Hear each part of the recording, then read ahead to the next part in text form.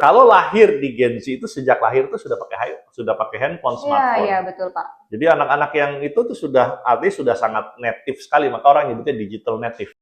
Salam satu hati. Halo, Sasipol Hebat Astra Motor. Kali ini di podcast BTS Belajar Tanpa Batas, satu pelajaran mengubah masa depan akan membahas satu episode yang cukup menarik nih, yaitu bagaimana sih kita mengetahui dan juga mengupas tuntas bagaimana memahami dan menghadapi tipe-tipe konsumen berdasarkan generasinya.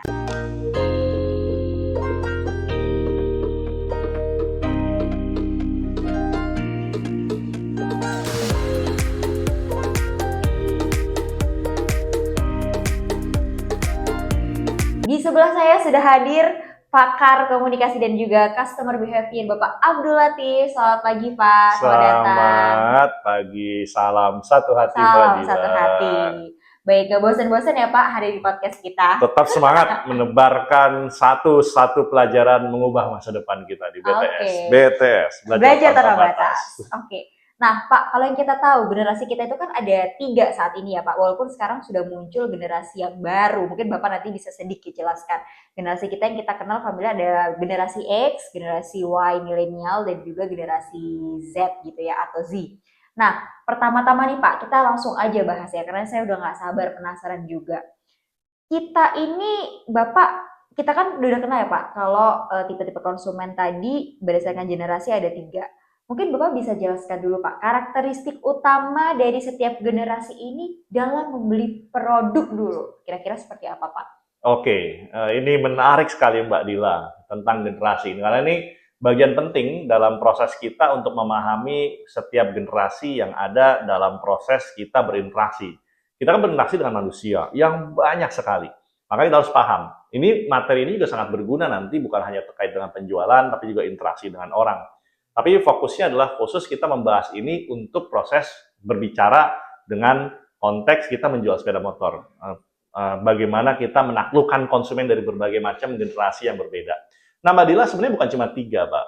Walaupun tadi kita tulisnya kan X, Y, Z, Betul, gitu ya. betul. Ternyata ada banyak nih. Bahkan sekarang sudah masuk kalau Mbak Dila punya anak, anaknya lahir di tahun 2025, Mbak Dila, maka nanti generasinya tuh udah generasi beta. Oh, jadi sebenarnya ada generasinya itu apa? Kalau yang paling umum lah, nanti konsumen kita ada generasi baby boomer, kemudian Gen X, kemudian Gen Y, dan Gen Z. Nah, habis Gen Z, itu nanti muncul ada Gen Alpha. Oke, ada Alpha, terus kemudian 2025 ada Beta. Tapi rasanya saat ini mereka belum jadi konsumen kita yang langsung memakai sepeda motor Honda. Betul. Tapi Mungkin tidak menutup kemungkinan ya Pak, Oh iya. akan menjadi konsumen kita di masa depan. masa depan mereka akan datang ke showroom beli pada kita. Kalau sekarang mereka pemakai sepeda motor, bisa jadi ketika dibonceng oleh orang tuanya. Oke, nah kita masuk. Bagaimana mereka seperti apa? Ini tuh karakteristiknya itu adalah ternyata ini dibikin oleh para pakar terkait dengan psikologi, komunikasi, dan juga termasuk para pakar marketing. Ini berdasarkan tanggal mereka lahir. Jadi kalau baby boomer itu kalau misalkan lahir di antara 1946 sampai 1964. Lalu ada yang lahir dari 65 sampai 80 itu Gen X, kemudian Gen Y itu ada di 1981 sampai 1996. Kalau Gen Z adalah 1997 sampai dengan 2012. Jadi itu perbedaan dari sisi lahir.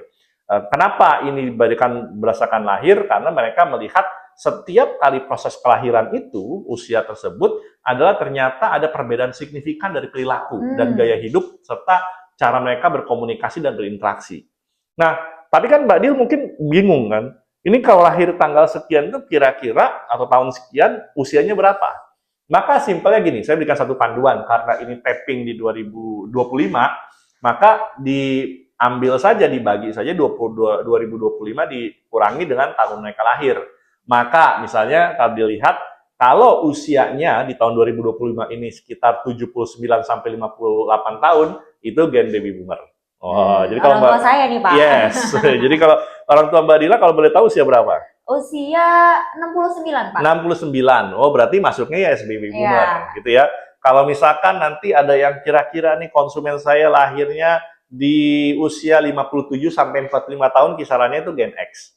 Lalu Gen Y atau Gen Y itu 44 sampai 29 tahun. Lalu kalau 28 sampai 13 tahun itu Gen Z. Kalau Jadi milenialnya yang Gen Y ya? ya, milenial kalau Oke. orang bilang milenial tuh Gen Y, Mbak Gen Dil. Y, Betul. oke. Jadi milenial tuh Gen Y. Jadi kalau lihat kisaran umur usia sekian. Nah, kalau dilihat, maka Gen Z sudah mulai bisa boleh datang beli sepeda motor karena mereka ketika usia 17 sudah boleh menggunakan SIM. Oke. Oke, nanti mungkin pada podcast kita berikutnya di 10 tahun lagi udah mulai masuk tuh ada Gen Alpha bisa jadi Iya, gitu bisa ya. jadi, betul. Itu akan mulai masuk Gen Alpha, kemudian nanti Gen Z. Tapi saat ini kita batasi sampai di konsumen Gen Z. Nah, kalau misalkan iseng, coba teman-teman semua dikalkulasikan atau coba misalkan sudah melayani konsumen ini di tahun ini deh, dari Januari sampai 2025 Februari ini, kira-kira sudah berapa konsumen dilayani, dan coba lihat di tanggal lahirnya itu kira-kira masuknya di Gen Baby Boomer, X, Y, atau Z. Silakan nanti ya, habis acara ini atau di post dulu boleh, lalu mulai menghitung nih, oh iya Pak Ahmad nih konsumen saya yang beli motor Scoopy ini ternyata dia adalah Gen Y. Terus dilihat seperti itu. Sehingga nanti bisa relate tuh, tahu ya Mbak Dil seperti apa kira-kira posisinya. Nah kalau saya kira-kira Mbak Dil, itu gen apa Mbak Dil? Milenial lah, Pak. Milenial. Oke. Saya 42. Nggak apa-apa kita spill aja. 42, maka saya memang berada di milenial Gen Y ya. 40 ya Gen Y menuju Gen X gitu ya. Itu kira-kira seperti itu. Jadi itu yang bisa jadi panduan dasar yang pertama. Oke, berikutnya kenapa ini dilakukan proses dari tanggal lahir lalu diturunkan? Diturunkan ada beberapa banyak nih. Sebenarnya ada beberapa kriteria atau aspek yang teman-teman nanti bisa dalemin. Sebenarnya ada banyak lagi sih, misalkan nanti kategorinya, aspeknya banyak, bisa dikembangkan tergantung dari sudut pandangnya. Sudut pandang nanti kalau sudut pandang HRD misalkan beda lagi, sudut pandang psikologi nanti beda lagi, dan macam-macam tuh. Bahkan sudut pandang dari sisi bisnis yang berbeda bisa dikategorikan dengan pola yang berbeda. Tapi saya coba jelaskan Mbak Dil terkait dengan aspek misalkan era perkembangannya. Nah, baby boomer itu, ini kita sedikit banyak teori dulu Mbak Dila ya, supaya paham di dalam ini seperti apa konsep dalamannya. Baby boomer ini lahir di 46 sampai 64. Kira-kira di dunia ini setelah terjadi Perang Dunia Kedua. Kalau konsepnya perang Mbak Dil, lalu kemudian setelah perang kan setelah itu damai. Nah, ketika damai, orang dulunya istilahnya kalau rumah tangga itu istilahnya mau berhubungan suami istri saja susah gitu ya. Nah, begitu sudah selesai perang, baru mereka tenang segala macam, maka ada disebut dengan baby boomer. Jadi lahir banyak baby, banyak bayi baru, Mbak Dil. Maka orang-orang yang lahir pasca Perang Dunia I, artinya pasca ketenangan, orang-orang berumah udah tangga, merdeka, iya, udah merdeka, udah istilahnya udah proses perang tenang kan, orang akhirnya banyak yang sudah tidak punya suami akhirnya menikah lagi, yang sudah punya istri menikah lagi, yang bujangan dulu susah menikah lagi, akhirnya lahirlah bayi yang cukup banyak, maka disebut baby boomer. Banyak bayi lahir setelah pasca perang itu tidak banyak bayi lahir, kira-kira begitu, maka disebut baby boomer. Mereka banyak namanya perubahan sosial besar, gerakan hak sipil dan kebangkitan budaya pop, awalnya begitu, sehingga mereka istilahnya baru setelah pasca recovery setelah perang. Lalu Gen X mulai generasi tumbuh di masa peralihan teknologi. Jadi mulai saat itu setelah perang, recovery pembangunan mulai berkembang, lalu mulai masyarakat sudah mulai mengembangkan teknologi yang lebih maju. Kalau dulu kan teknologi yang dikembangkan hanya militer.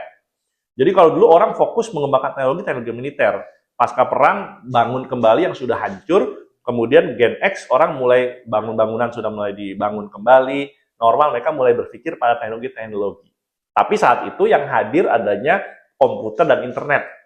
Tapi belum berkembang terlalu pesat saat itu, komputer baru yang generasi-generasi pertama, berikutnya internet pun baru mulai-mulai di akhir-akhir ya, awal-awal, lalu muncul di gen milenial. Mulai tumbuh tuh perkembangan teknologi yang pesat, mulai masuk adanya smartphone, internet sudah mulai berkembang lebih cepat, dan lain sebagainya. Ketika dulu awal 80-an mungkin hanya telepon dan internet sangat sederhana, itu pun hanya terbatas pada penemuan. Terbatas. Begitu milenial, semua orang sudah mulai boleh mengakses dan bisa mengakses. Lalu muncul Gen Z, saat mereka lahir dengan teknologi. Kira-kira begitu Mbak Dil.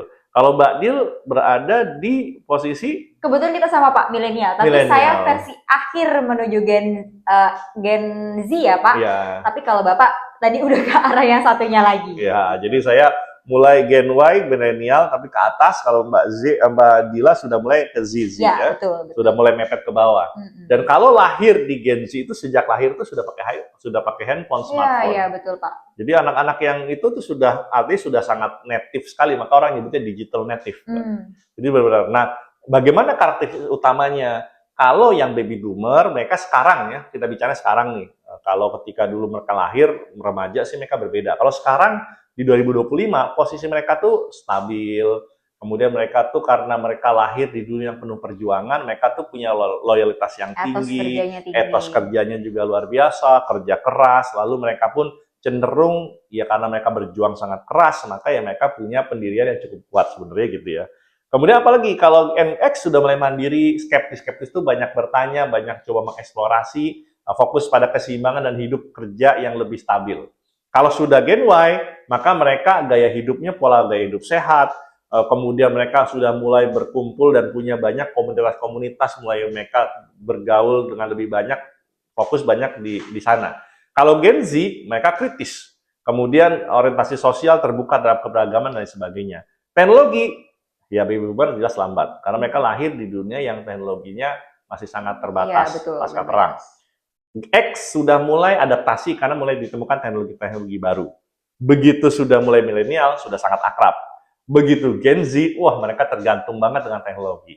Mungkin kalau teman-teman nanti coba lihat ya, Mbak Dila barangkali juga termasuk. Kalau sehari tanpa handphone apa rasanya?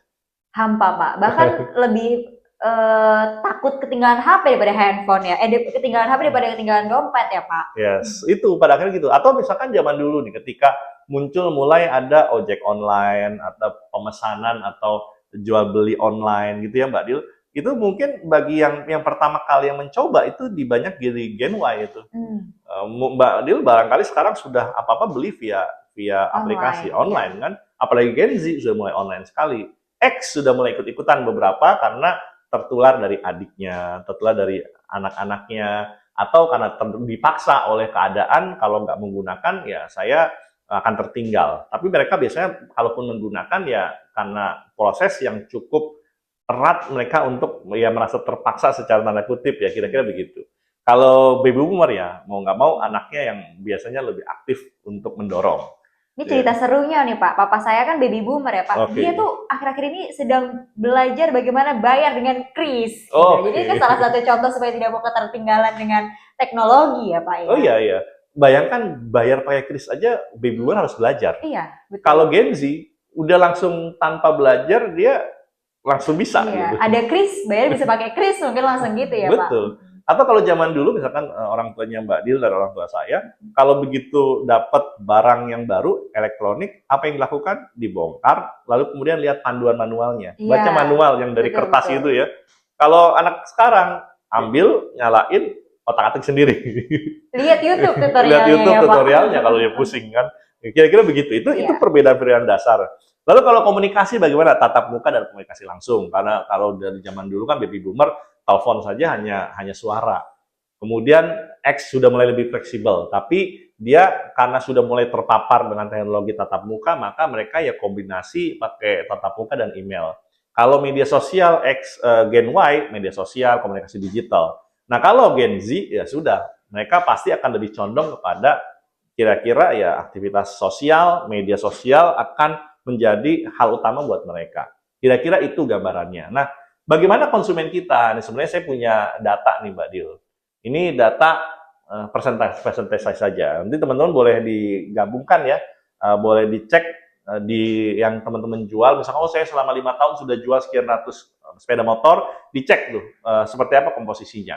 Kalau data nasional kita di Astra Motor by CDB ini di Oktober 2024 by Customer Database itu baby boomers hanya 4%.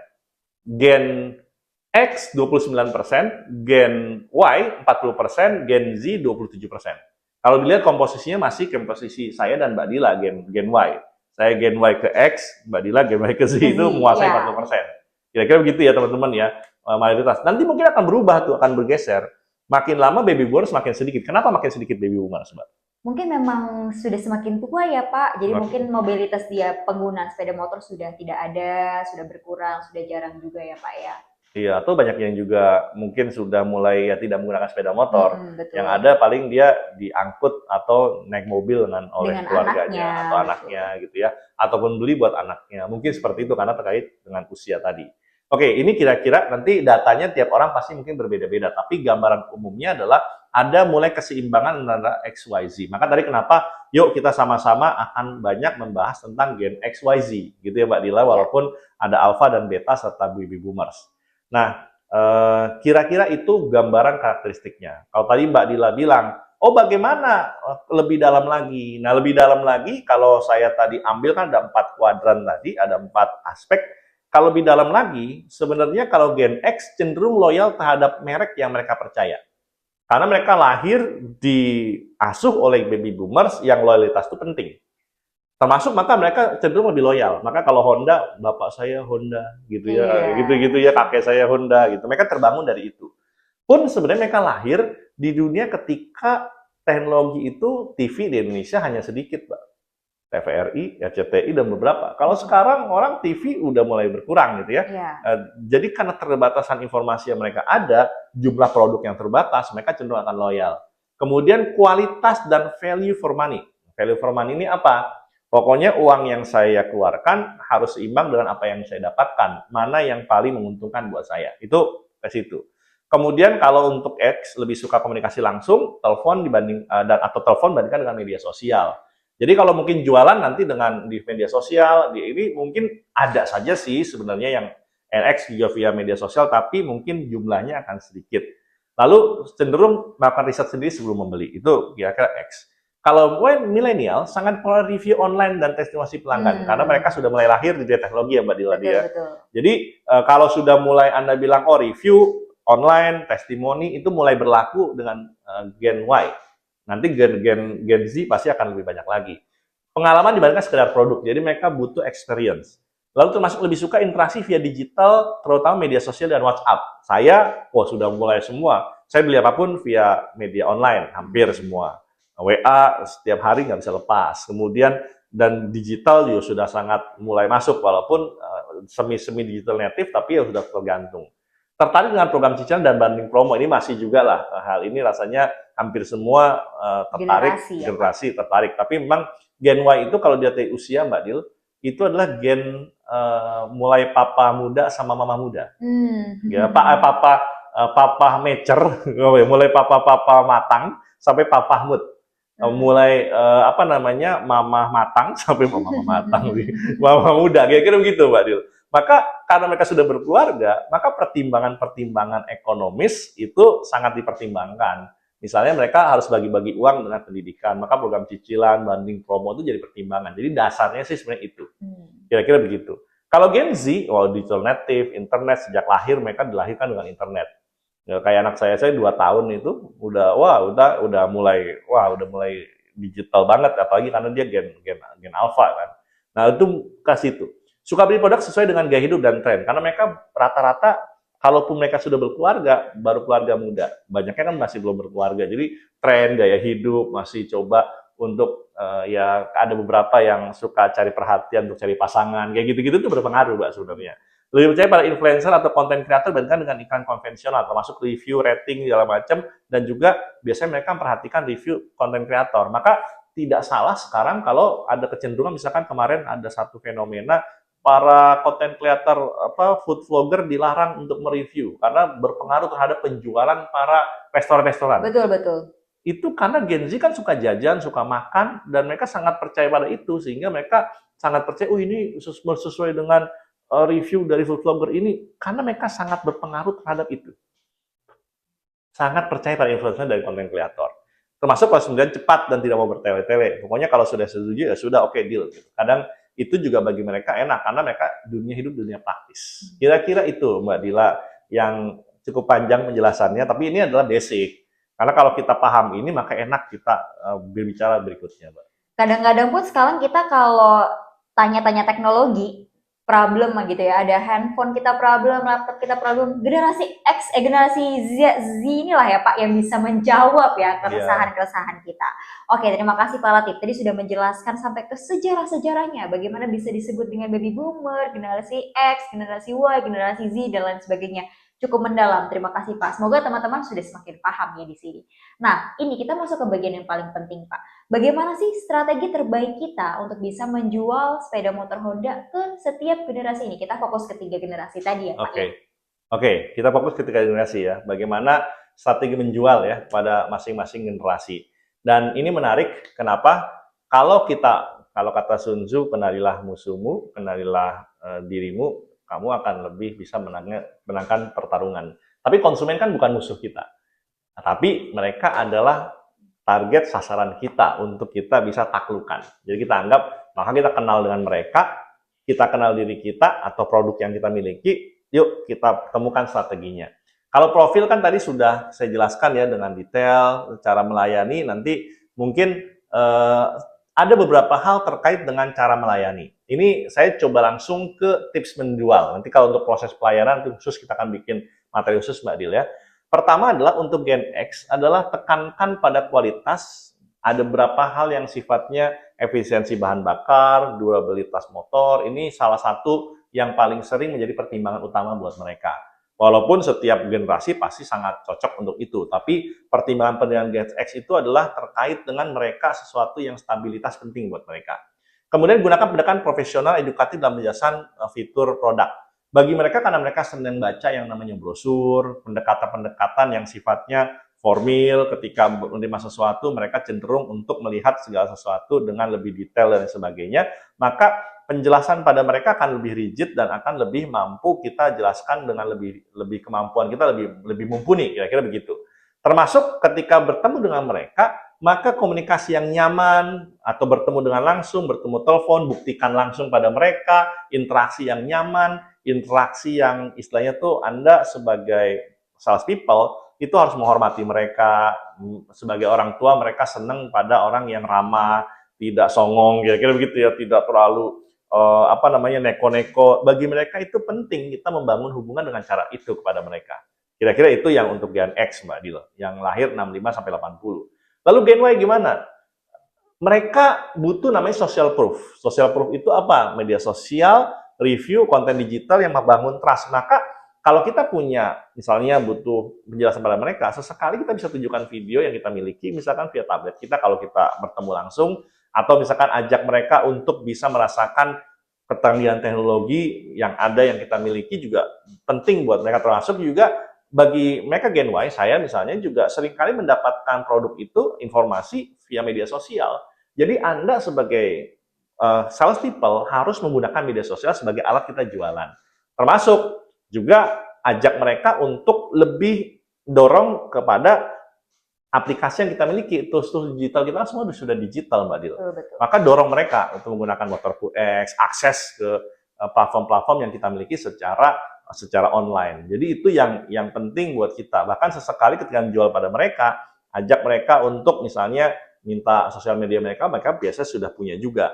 Kemudian tawarkan kemudahan, cicilan ringan, promo eksklusif dan lain sebagainya. Karena tadi mereka sudah papa yang agak matang sama papa muda yang mulai berkeluarga, maka mereka pertimbangan ekonomis itu jadi pertimbangan yang lebih matang buat mereka, karena mereka harus bagi-bagi uang juga buat misalnya cicilan rumah karena mereka baru cicil rumah, atau mereka punya anak biasanya yang agak mulai merangkak dari mulai sekolah tuh. Nah, kira-kira penting bagi mereka juga untuk pendekatan itu. Lalu Gen Z, TikTok. Nah, ini sudah mulai masuk nih. Kalau Gen Y mungkin, Gen Y terutama Gen Y yang agak ke Gen X, TikTok itu belum, saya terus terang juga termasuk orang yang tidak terlalu bermain dengan TikTok ya, Mbak Dila sangat tahu sekali. Saya tidak belum tertarik banget punya, cuma tidak tertarik banget. Mungkin sama lah. Bagi Gen Y akan lebih mungkin Instagram, Facebook masih oke. Tetapi begitu Gen Z udah TikTok, Instagram, YouTube gitu, konten-konten yang lebih dalam lagi, sosial medianya lebih dalam lagi. Pengalaman pembeli yang seamless gitu ya, fast respon, WA, online booking. Jadi bagi mereka tuh jawab fast respon untuk WA itu jangan lama-lama. DM bahkan mereka bisa DM tuh, bisa komen di sosial media. Ya komen sosial media tuh bener-bener sih orang-orang Gen Z itu bisa komen sosial media, DM sosial media, tanya via WA. Jangan makan di materi BTS sebelumnya kita bahas tentang WA kan. Nah, itu penting Mbak Dil. Termasuk storytelling, testimoni pengguna, challenge kreatif buat mereka, ajak mereka untuk merasakan experience. Kalau mereka ikut komunitas, ajak mereka ikut komunitas juga begitu. Jadi itu penting buat kita membangun beberapa dikaitkan dengan seperti apa pola mereka, lalu pendekatan kita seperti apa.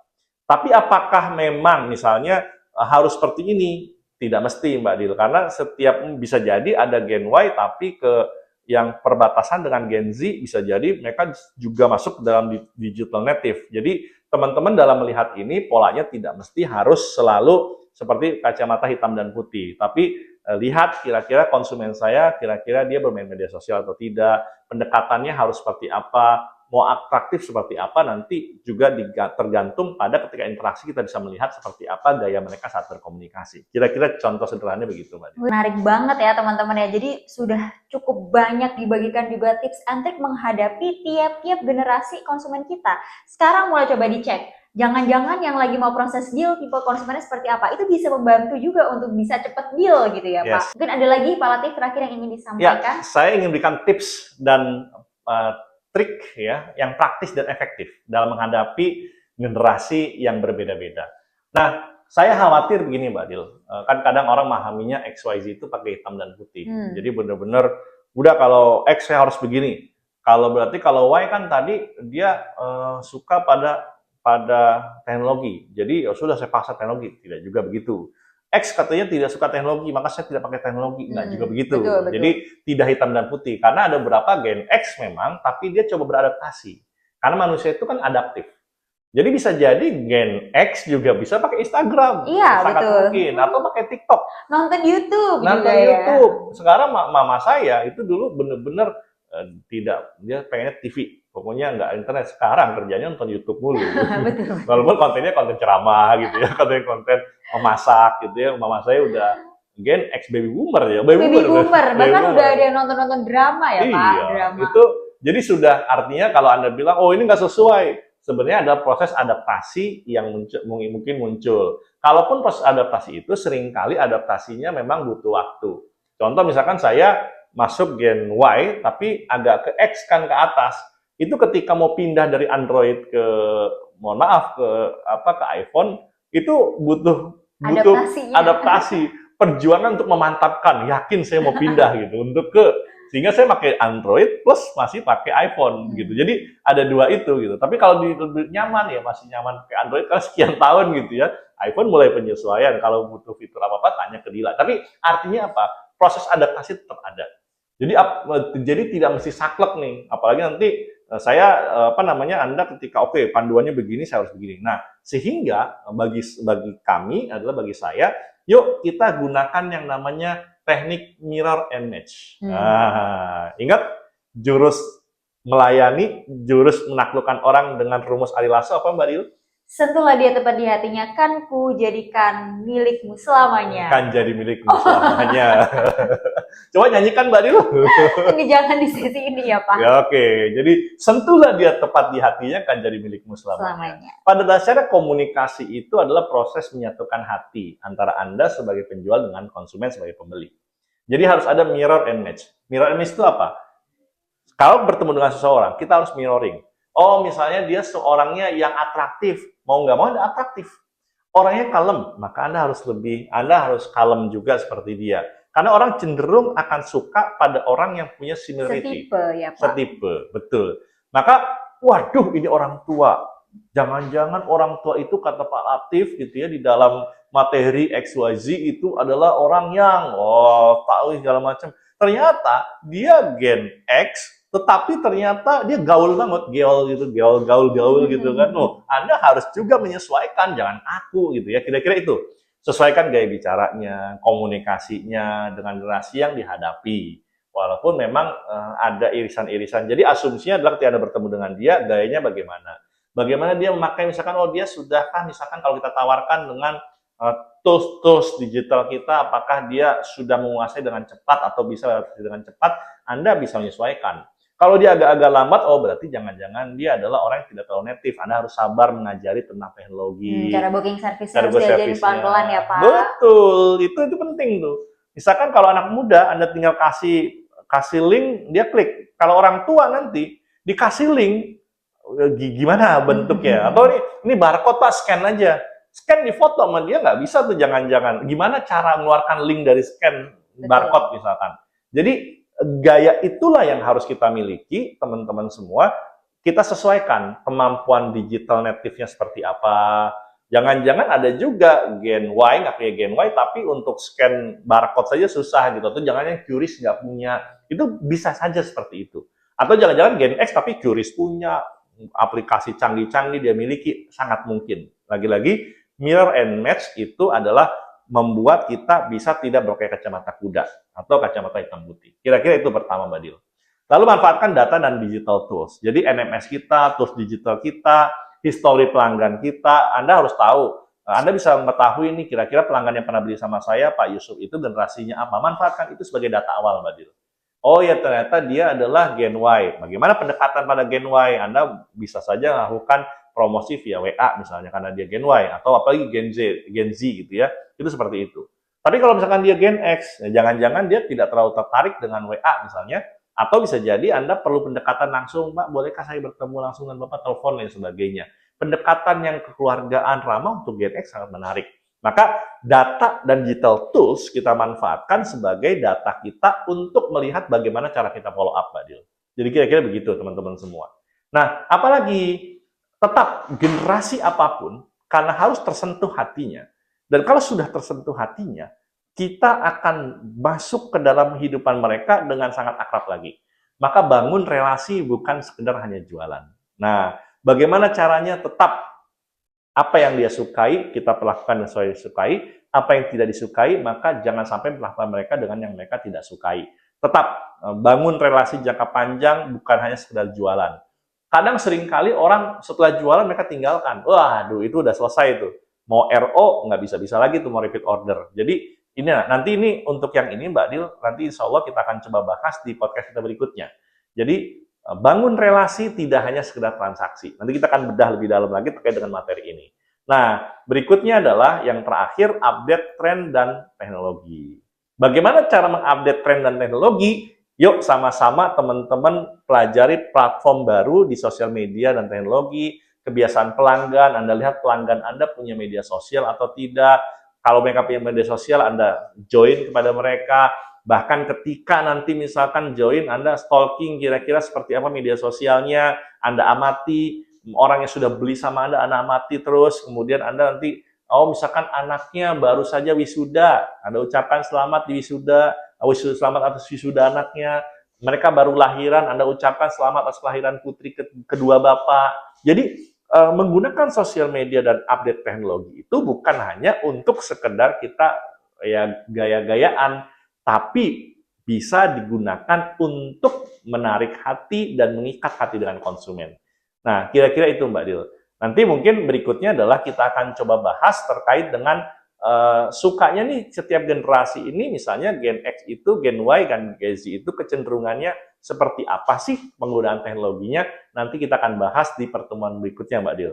Jadi kecenderungan penggunaan teknologi oleh setiap customer Gen X, Y, Z, dan juga bagaimana contoh-contoh script ketika kita melakukan pendekatan kepada mereka. Itu dibahas di podcast kita berikutnya, nantikan saja. Ditunggu ya teman-teman. Oke, Pak, kalau menurut Bapak nih, ada nggak perbedaan media sosial yang digunakan di setiap tiap gen, Pak? Oke, sesungguhnya gini, saya berkaca pada saya lah, saya Gen Y misalnya, kalau dibilang saya punya apa? Saya punya semua. Gitu ya, punya semua, hampir sosial media yang baru saya ikutin. Tetapi apakah memang misalkan Gen X apakah punya sosial media dan boleh? Ya, mereka juga silahkan punya dan boleh. Menurut riset yang coba saya dalami dengan berbagai macam sumber, baik itu jurnal maupun buku gitu ya, kira-kira ada nih Mbak Dil terkait dengan matriksnya. Saya buat matriks sederhananya begini. Kalau baby boomers, zamannya Facebook, LinkedIn, Pinterest, YouTube gitu ya, bahkan mungkin Friendster zaman dulu ya. Kenal nggak Friendster? Kenal Pak, saya masih main Friendster. Masih main Friendster ya, gitu ya. Friendster kan sudah nggak ada ya. Maka Gen X juga hampir sama, Facebook, Instagram, Twitter, YouTube, dan Pinterest. Itu yang paling ini. Maka saya kenal beberapa Gen X dan Boomer gitu ya. Ada Boomer sangat sedikit sih main di Facebook ya. Tetapi lagi-lagi mereka banyak masih main Facebook. Jadi mengamati Facebook gitu ya kenalnya. Kalau boomer sebenarnya ya mirip-mirip lah dengan Gen X ya, tapi kita fokus kita banyaknya di Gen X, Y, Z ya. Tapi sebenarnya boomer itu udah mulai media sosialnya jarang yang menggunakan media sosial sebenarnya. Tapi kalaupun menggunakan media sosial, yang paling mungkin yaitu Mungkin cuma Facebook. tahu aja lah ya Betul, Pak ya. Oh betul. gunanya untuk seperti ini, pernah dengar. Ya, seperti mama saya tadi kan dan mamanya Mbak Dila mungkin cari resep masakan dari YouTube, tapi penggunaannya Betul. hanya sekedar untuk penggunaan yang kebutuhan. Cobain belanja COD juga ya Pak ya. Kayak gitu-gitu. Jadi terbatas pada itu biasanya. Nah, kalau sudah Y seperti saya, Mbak Dila misalkan Instagram, Snapchat, kemudian Twitter, kemudian YouTube, TikTok. Itu saya masih main Twitter. TikTok saya masih, tapi sebagai penggunaan terbatas berbeda-beda, tidak terlalu natif untuk TikTok. Tapi kalau udah generasi Y yang ke bawah, dia biasa akan banyak menggunakan TikTok. Begitu Z, udah TikTok, nanti Instagram, Snapchat, kemudian nanti ada YouTube, ada Discord ya, dan lain sebagainya. Saya coba Discord, nggak masuk gitu ya, walaupun maksudnya Mungkin ada. sekarang udah jarang juga ya Udah Pak jarang yang juga, menggunakan betul. Discord. Iya, jadi tetapi kira-kira lagi-lagi ini tidak hitam dan putih, tidak garisnya tegas, artinya Gen Z pasti nggak main Facebook ya, nggak juga, mungkin ada aja main Facebook gitu ya. Atau Gen Y ada main Facebook, ada gitu. Saya punya Facebook, cuman ya nggak pernah saya update. Kalaupun update saya fokus di Instagram, saya posting Instagram, nge-link ke YouTube saja gitu. Nge-link ke Facebook gitu. Jadi lagi-lagi ini kira-kira. Tetapi kalau mau jualan bagaimana? Sebenarnya nanti ada lagi. Kalau mau jualan bagaimana biasanya? Nanti ada kecenderungan tiap platform ini ada yang hanya sebagai media jualan, ada yang media promosi. Kayak jualan paling banyak di mana? Di forum-forum Facebook, Instagram bisa. Gitu, tapi paling banyak di forum-forum jual beli di Facebook, Mbak Dil. Gitu ya. Jadi Instagram ada proses penjualan di sana, tapi banyaknya dia membangun merek, citra atau promosi. Karena lanjut di WhatsApp ya Pak ya. Iya, itu lanjut di WhatsApp. Kalau di Facebook itu banyak forum-forum jual beli memang tersedia untuk itu. Jadi memang nanti akan banyak situ. Penggunaannya pun nanti misalkan tadi saya jelaskan, kalau untuk generasi X biasanya untuk aktivitas menjaga hubungan sosial, cari berita, kemudian menggunakan YouTube untuk hiburan tutorial. Kalau baby boomers pakai YouTube ya untuk resep, hobi, video edukatif kayak mama saya dengerin apa? Cari resep masakan atau yaitu dengerin ceramah gitu ya. Karena masa-masanya untuk introspeksi diri gitu ya, karena sudah tua misalkan gitu ya. Kalau Gen Y, wah udah lebih konten kreatif segala macam. Gen Z lebih dalam lagi. Kira-kira itu Mbak. Baik, jadi kalau teman-teman merasa, oh kayaknya aku cocok di semua media sosial, boleh juga ya Pak, aktif di semua itu. Siapa tahu teman-teman bisa menggrab semua generasi yang mainnya di setiap media sosial yang teman-teman punya tadi gitu ya Pak ya. Betul. Oke, tadi juga Pak Latif sudah sampaikan juga tips praktik efektif juga di setiap menghadapi generasi kita sebagai seorang sales people Honda seperti apa. Misalnya seperti memanfaatkan data dan digital tools, kemudian bangun relasi juga, dan juga update tren dan juga teknologi begitu. Baik, terima kasih banyak Pak Latif atas ilmunya dan insight-insight yang bisa kita pelajari bersama di sesi kita hari ini tentang bagaimana sih kita memahami konsumen yang beda generasi dan juga banyak sekali